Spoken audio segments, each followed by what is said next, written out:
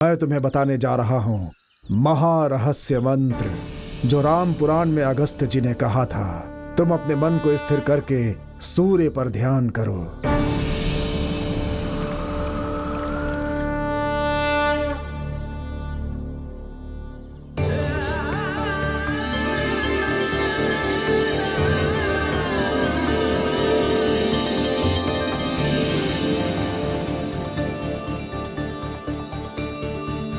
अभी तुम्हें जो महामंत्र बताया उसे 11 बार जाप करो।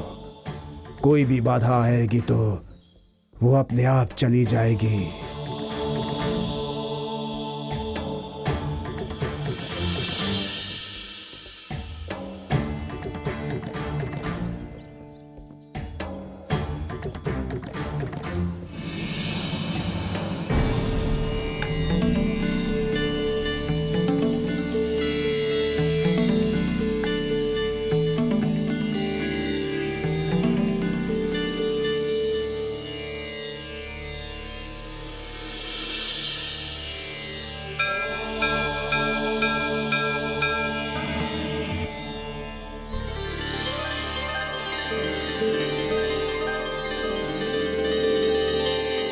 दिव्यानी, बैठ जाओ।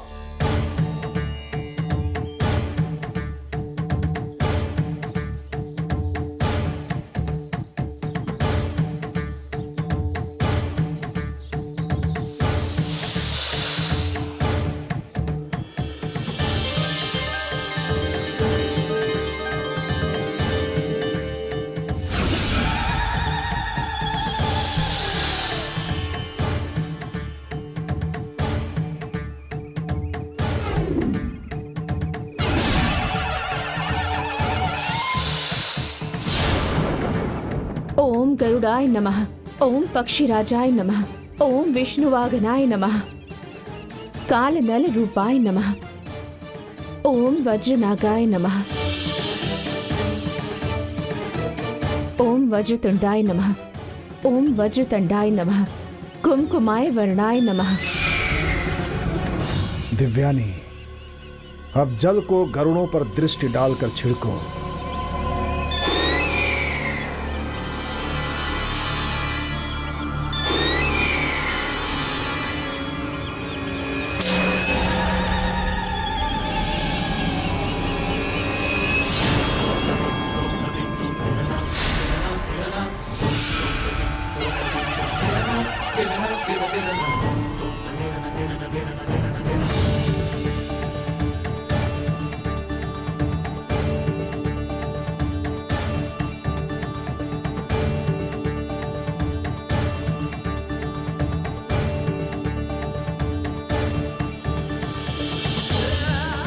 हाँ हाँ, माता ने अनुग्रह स्वीकार किया। हे माता पराशक्ति। नागम्मा, हम आपको सर्प के रूप में नहीं देखते, शक्ति के स्वरूप में देखते हैं। यदि आपको सही ढंग से पूजें तो श्राप का कोई बाधा नहीं होगा। परंतु नंबोदरी ने आपकी इच्छा के विरुद्ध आपका बंधन किया, तो यह सब भी आपकी इच्छा के अनुसार था। ये हमें समझना चाहिए। आपका बंधन किया तो गंगा मां के बारे में सत्य बताकर नंबोदरी को अच्छे से पाठ पढ़ा दिया। 2 दिनों से आपने कुछ ग्रहण नहीं किया, दूध भी नहीं पिया। आपके सामने जो दूध रखा हुआ है आप उसे पीजिए और अपनी भूख मिटाइए और अपना क्रोध शांत कीजिए।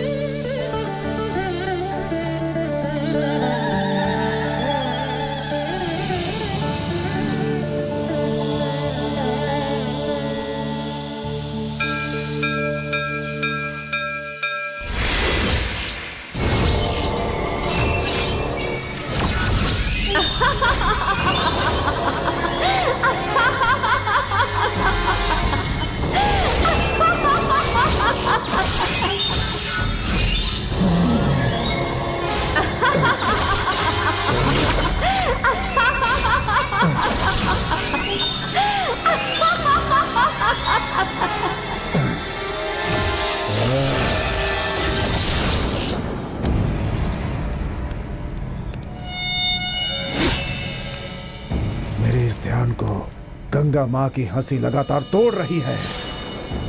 एक तांत्रिक का ध्यान भटकना बड़ी घटना का कारण बन सकता है। हे विष्णुदेव, मुझे ध्यान सिद्ध होना चाहिए, मेरा ध्यान सिद्ध होना चाहिए। ओम।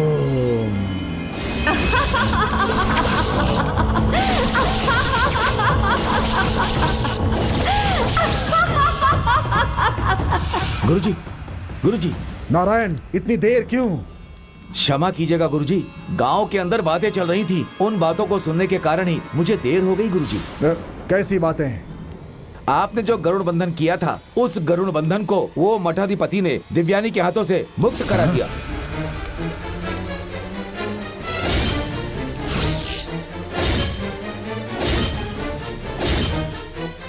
सारे गरुड़ चले गए। अब स्वतंत्र हो करके वो नाग माता बाहर आएगी और लोग उसकी पूजा कर रहे हैं।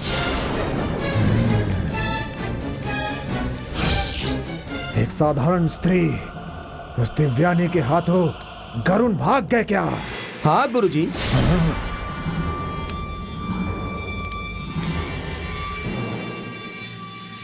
नारायण।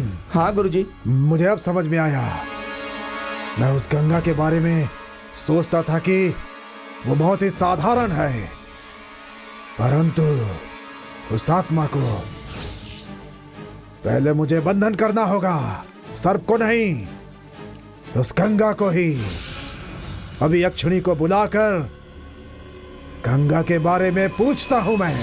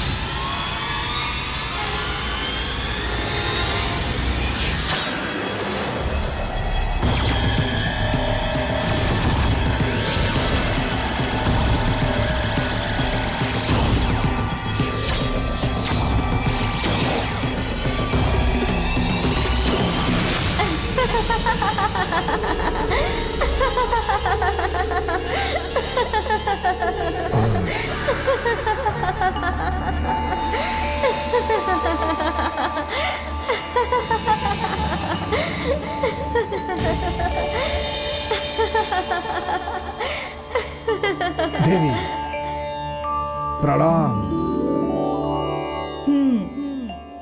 इतने आक्रोश में तुम क्यों हो केशव? मेरा ही आह्वान करके बातें करने वाले तुम बिना किसी कारण क्रोध करके खुद की शक्तियों को ही कमजोर कर लेते हो। आपका आशीर्वाद होते हुए मैं एक प्रेत आत्मा से हार कर यहाँ बैठा हुआ हूँ देवी। तुम बिल्कुल गलत सोच रहे हो। गंगा प्रेत आत्मा नहीं है। वो मरने के समय चामुंडी के रूप में थी। मेरे सभी प्रयत्नों को बाधा पहुंचाने वाली उस गंगा को मुझे समाप्त करना है, नहीं तो बंधन में करना है। समाप्त नहीं कर सकते तुम, लेकिन उसे बांधने का एक मार्ग बता सकती हूँ। लेकिन हाँ, एक बात, उसे करने के लिए मन का एकाग्र होना जरूरी है।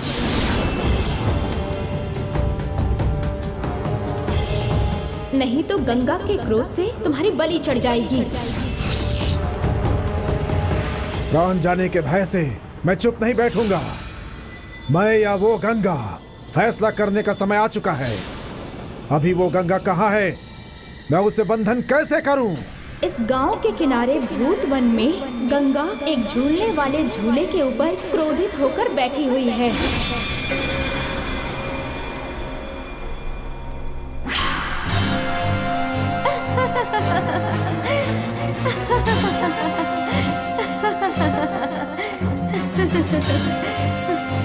लो, इसे ले लो केशव। नारायण। जी गुरुजी। हाँ।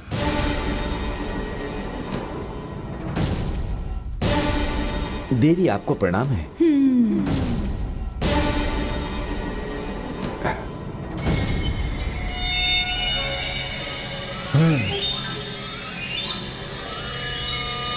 केशव, ये त्रिलोक का संचार करने वाला पात्र है। इसके चारों तरफ पंचभूत का चक्र बनाकर काल रात्रि का मंत्र जपोगे तो गंगा की आत्मा वश में हो जाएगी।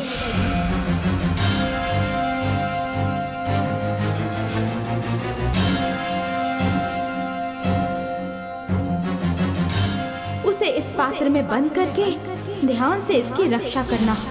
मैं भाग्यवान हूँ देवी, मैं भाग्यवान हूँ।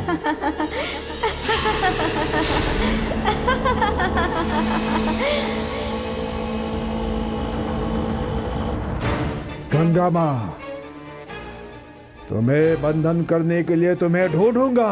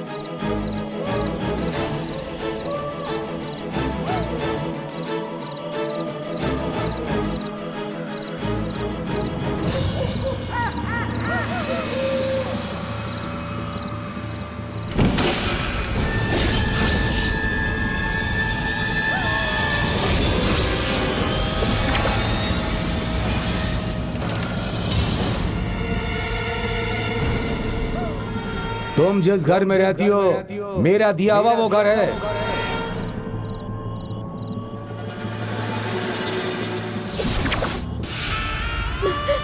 गंगा,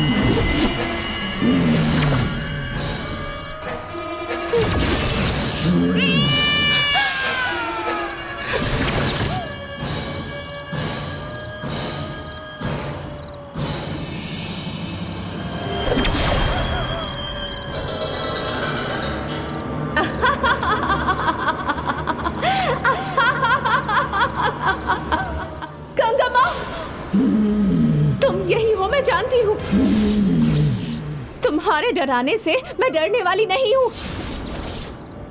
इतने सालों से यहाँ पर कोई भी नहीं आया, तुम इस घर में रह रही हो, पर आज मैं हिम्मत करके आ ही गई।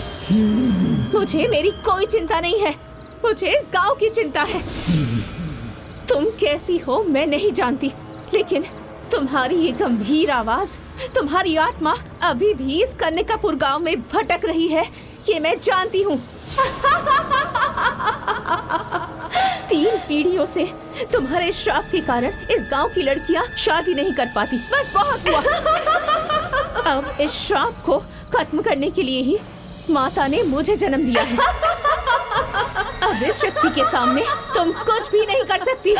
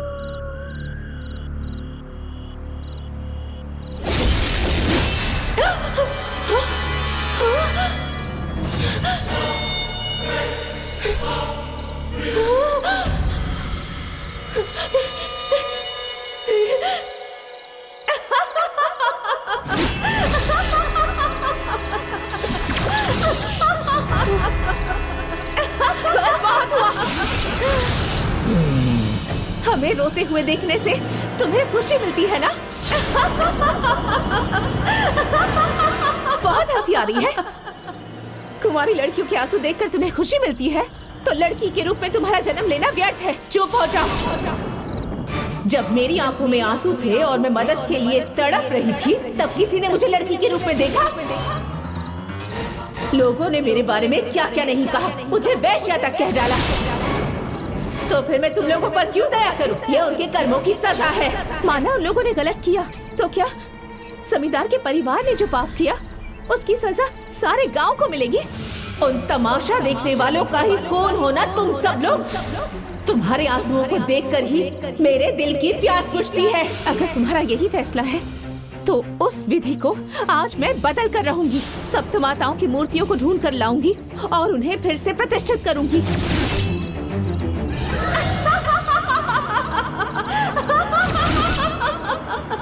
सप्त माताओं की मूर्तियां? हाँ, मुझ पर हो रही यातनाओं को वो लोग रोक नहीं पाए। मैंने वो सारी मूर्तियां अलग अलग दिशाओं में भेज दी। मेरे अलावा उन मूर्तियों को कोई नहीं ढूंढ पाएगा और ना ही प्रतिष्ठित कर पाएगा। ऐसा कभी नहीं होगा।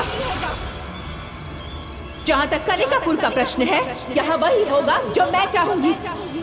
तुम्हारा जीवन और मरण, इसका फैसला सिर्फ और सिर्फ मैं करूंगी। मेरी मर्जी के विरुद्ध अगर कुछ भी हुआ तो उसका दंड तुम्हें भुगतना होगा। जैसे मैं तड़पी तुम लोग तड़पोगे, जो मैंने भुगता तुम लोग भी भुगतोगे।